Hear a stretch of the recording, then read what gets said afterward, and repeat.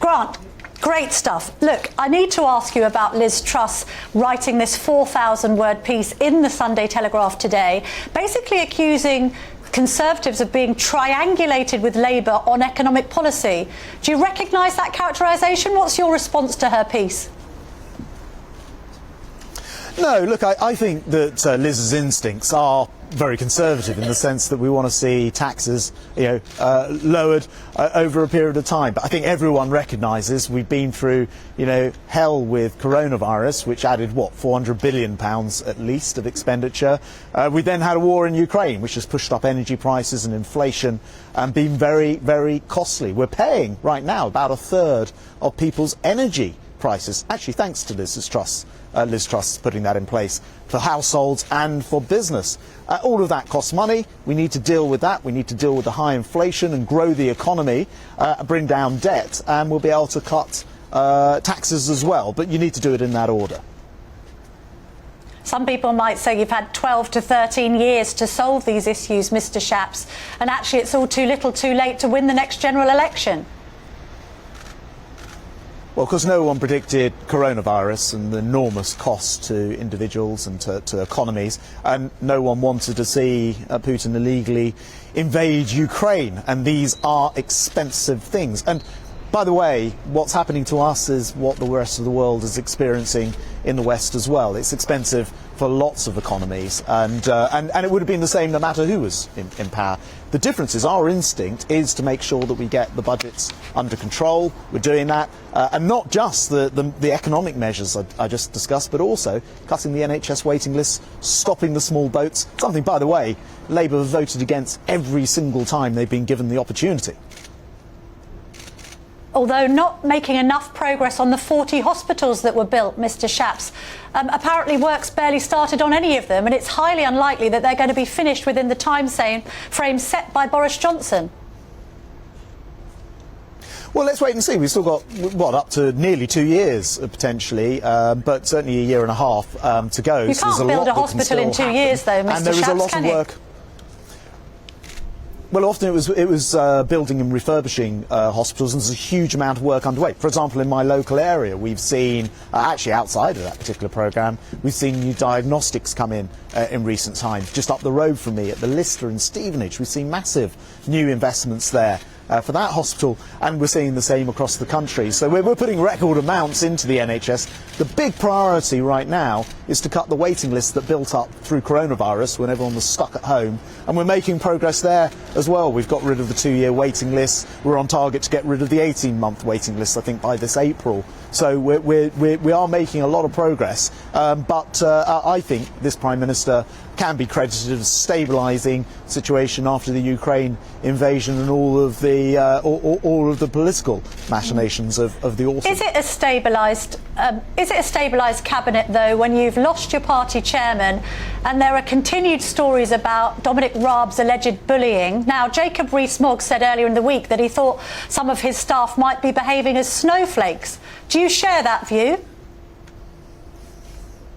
Look, that's the whole point in having a proper independent investigation into these things. I don't want to see a situation where the moment that somebody says something, everyone says, "Oh, well, that's it. They should be suspended." You've got to have a proper process in place, right? And that's what this process gives us. It gives us somebody looking at all of this properly. I can only tell you from personal experience. I've only ever seen him being very polite, including not to me, but to other officials in the room. He's certainly very determined. He's the sort of person who knows what he wants to get out of the system, and I think the investigation will get to the bottom of all of that.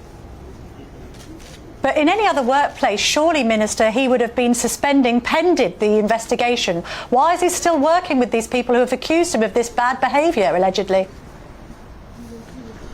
Well, in fairness, I don't think anybody watching this would think it was fair that if somebody or even a series of people made accusations, and by the way, there are people who say that's not true, also very senior civil servants who are saying that's not true, if that's all it took to get you suspended and destroy your career. And I'm not talking about a politician, I'm talking about anyone here. So I think it is right to follow a proper process rather than just jump to the conclusion without actually having heard any of the evidence. So I think the system's in place. I think that's important. And look, just back to your original point, This cabinet is absolutely determined to get on with the job as the Prime Minister outlined, and he's been very clear about what we want to see happen. We want to halve inflation. We're on track to do that. We want to make sure we get growth in the economy. That's the thing that I'm doing as Business Secretary, scaling up Britain, trying to bring growth into the economy through all of the great tech leads we have. We want to cut debt.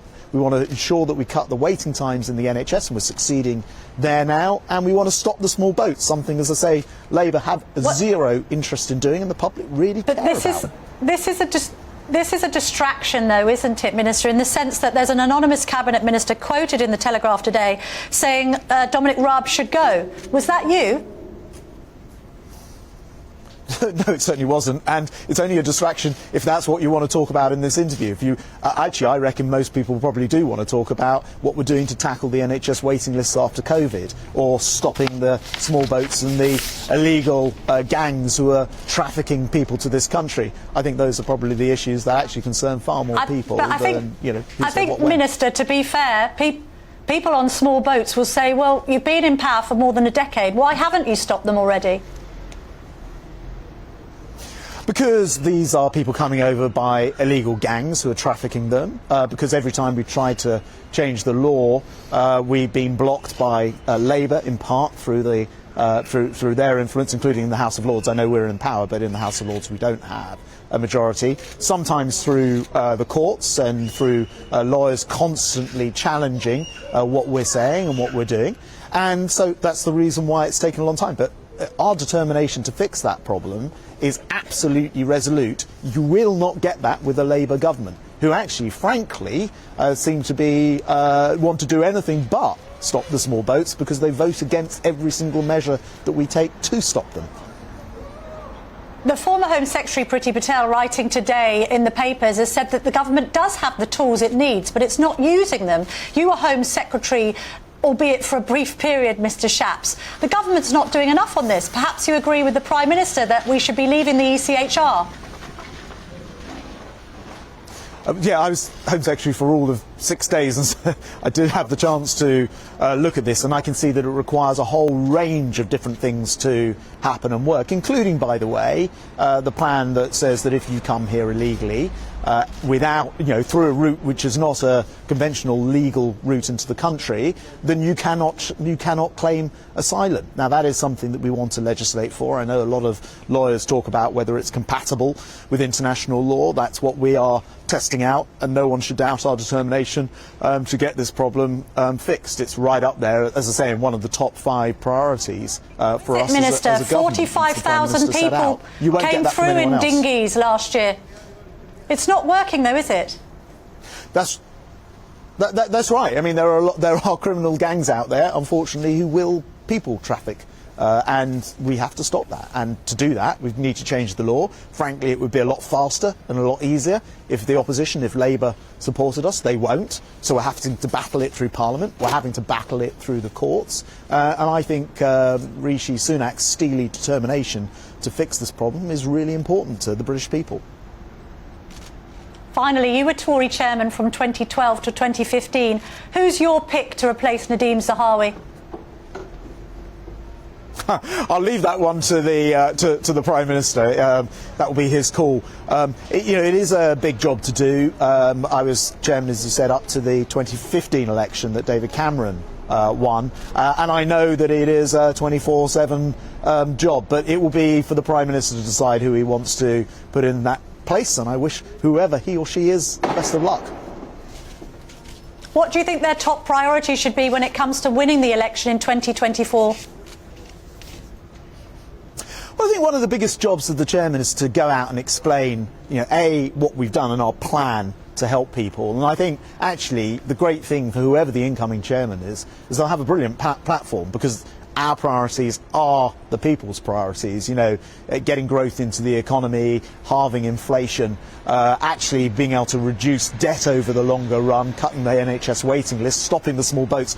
These are the things people care about, and only the Conservatives are going to deliver that. So a chairman will be out there, I assume, across the country, selling that message, and that is the job of as a party chairman, as well as organising the campaign. As I well know, I wouldn't want to ever do that job again. I wish whoever does do it every success, and I'll certainly be lending them all of my help. Yes, no answer. Yes, no answer, Mr. Shapps. Should Boris Johnson do that job? I don't think he'll want to be doing that job, having been Prime Minister. I doubt he would be up for it. That's a no, then. All right, thank you very much for joining me. That's I haven't spoken to him about it, and you never know, right? Ah. Thank you. Oh, so you're not ruling it out. It's not a no, it's a maybe. I was talking about Boris Johnson, who knows? But I don't think it's very likely. Well, who knows indeed. Thank you very much. That's Grant Shapps, the Business Secretary, joining me there.